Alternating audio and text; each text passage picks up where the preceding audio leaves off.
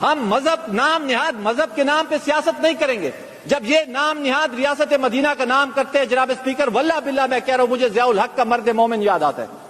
General Zia الحق نے جتنا نقصان اس نام نہاد مذہب کے نام پہ اسلام کو دیا، وہ اسلام جو سلامتی امن کا سبق دیتے اور ہمیں جان سے بھی زیادہ عزیز ہے، لیکن اس نے بھی یہی کہا تھا ایمان تقوی اور جہاد فی سبیل اللہ. انجام کیا ہوا؟ اس لیے ہم کہتے ہیں سلامتی ریاست میں نام نہاد مذہب کا استعمال مت کریں. یہ نام نہاد مذہب کے نام نہیں، اس خیبر پختونخوا میں یہ آگ کی ہولی کھیلی ہے. میں آپ کا زیادہ وقت نہیں لینا چاہتا، لیکن میں کہتا ہوں اس بات پہ ہمیں ڈسکشن کرنی پڑے گی. تلخ تجربات سے ہمیں سیکھنا پڑے گا اور سطحی باتوں سے نہیں ہو. یہ جو باتیں کرتے ہم تو کہتے ہیں دلیل و دلائل ہوں گے، مکالمہ ہوگا تو یہ فلاحی ریاست بنے گی. سوال کرنے کا خوف نہ ہو. آج آپ مجھے بتائیں اسپیکر صاحب، اس معاشرے میں ہم نے اتنی شدت، اتنی پولرائزیشن، اتنی انتہا پسندی پیدا کر دی ہے، کوئی سوال کر سکتا ہے؟ مختلف ٹیبوز بنا دیے ہم نے، اوپر سے یہ لوگ آ گئے، انہوں نے اور پولرائزیشن بڑھا دی ہے نام نہاد ریاست مدینہ کی بات کر کے. کہنے کا مقصد یہ جناب اسپیکر، ہماری گزارش یہی ہے، یہ 24 وزیر اعظموں کی جو میں نے آپ کو کہانی سنائی ہے، یہ کوئی حادثاتی طور پہ نہیں تھا.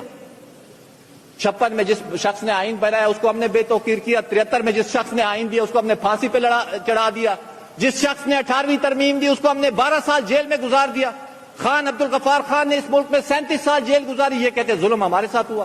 صمد خان اچکزئی نے 31 سال جیل گزاری، ولی خان نے 15 سال گزاری، آصف علی زرداری نے 12 سال گزاری، محترمہ شہید محترمہ بے نظیر بھٹو نے 7 سال گزاری. یہ اشک بہاتے ہیں ہمارے ساتھ ظلم ہوا. بابا ظلم ہوا ہوگا، ہم یہ نہیں کہتے جو نہیں ہوا ہوگا، لیکن اپنے اعمالوں کی طرف آپ دیکھیں. جناب اسپیکر میں پھر اسی بات پہ آتا ہوں. ہمیں وہ فلاحی ریاست جو بانیان پاکستان نے، جس کا خواب ہمیں 47 میں دکھایا تھا، جس کی بنیاد پہ یہ ملک خدا داد پاکستان بنا تھا، ان طاقت کے ساتھ ہم ہیں.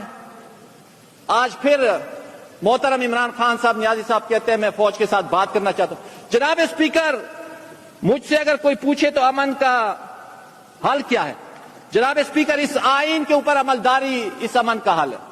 آرٹیکل 244 کہتے ہیں every member of the armed forces shall make oath in the form set out in 3rd schedule.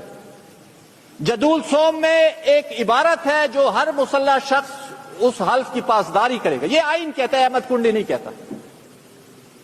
Tehreek Insaf کا رہنما کہتا ہے میں فوج سے بات کرنا چاہتا ہوں سیاست پہ.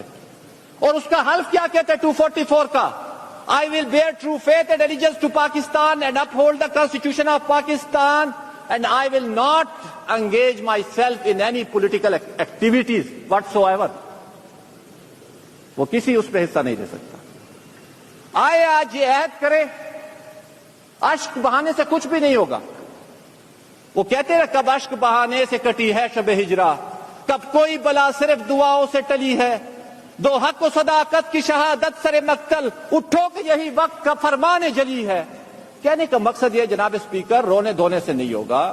اس پارلیمان اور آئین کی بالادستی ہوگی تو یہ چیزیں ہوں گی، نہیں تو روتے رہیں گے، یہی گالیاں یہ دیتے رہیں گے. اور یہی بے توقیری جو ہے یہ سلامتی ریاست کی اور نام نہاد مذہب جو ہے یہ ٹولز ہیں سلامتی ریاست کو دوام دینے کے لیے. اس سلامتی ریاست کو دوام مت دے. وہ بے توقیری، چور ڈاکو اور جھگڑے کی سیاست کو چھوڑ دے، ورنہ تاریخ سکھا دے گی ان کو. کچھ یہ لوگ سیکھ چکے ہیں، کچھ امید ہے جلد اور بھی سیکھ جائیں گے. بیٹھنا پڑے گا، مکالمہ کرنا پڑے گا، فیصلہ آپ لوگ کر لیں.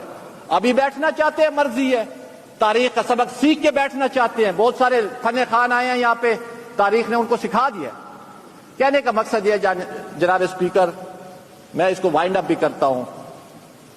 ون لائنر ہے implementation of the constitution. Article 5 کہتا ہے loyalty to the state is the inviolable obligation, is the basic duty. اسی کا دوسرا پارٹ کہتا ہے obedience to the constitution and law is the inviolable obligation of every citizen. یہ آئین آپ کو راستہ دے گا، اور جس نے بھی اس آئین کے ساتھ کھلواڑ کیا ہے قانون قدرت نے اس سے انجام لیا. قانون قدرت نے، کسی شخص نے نہیں.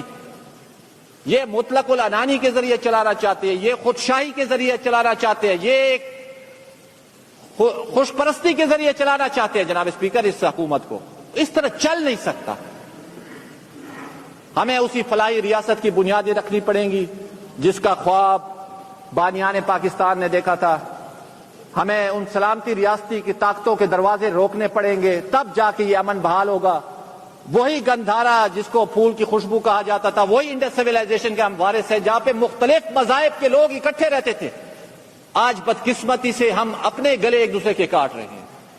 جناب اسپیکر, ہم اگر واقعی ان تہذیبوں کے وارث ہیں جو انسان کے عروج کی تہذیبیں تھی, جناب اسپیکر, آپ ہری پور, ہزارہ, سوات, مردان, چارسدہ, یہ وہ گندھارا تھا جہاں سے امن کی آواز اور شانتی کے ساتھ لوگ رہتے تھے.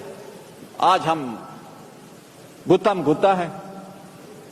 خدا را اس پولرائزیشن کو ختم کرنے کے لیے ہمیں اکٹھا ہونا پڑے گا, بات چیت کرنی, کچھ میرے ذہن میں ہوں گے, کچھ ان کے ذہن میں ہوں گے, تب بیٹھ کے جمہوریت کو بھی دوام ملے گا. لیکن ہم ان اداروں کو کیوں ادھر گھسیٹنا چاہتے ہیں سیاست میں؟ اور جس نے بھی گھسیٹا ہے جناب اسپیکر, چاہے وہ ہم میں سے ہے, چاہے ہماری جماعت تھی, چاہے ان کی جماعت تھی, جو غلط تھا اس کو غلط کہنا پڑے گا.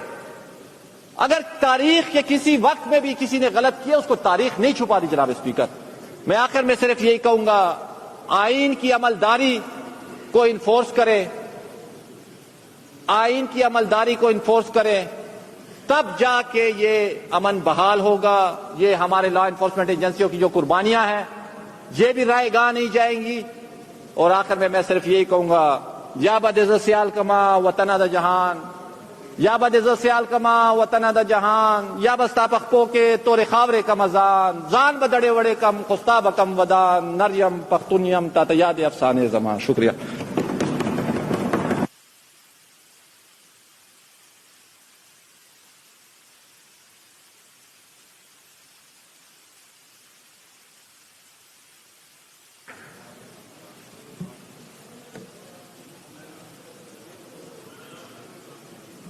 سہیل آفریدی صاحب.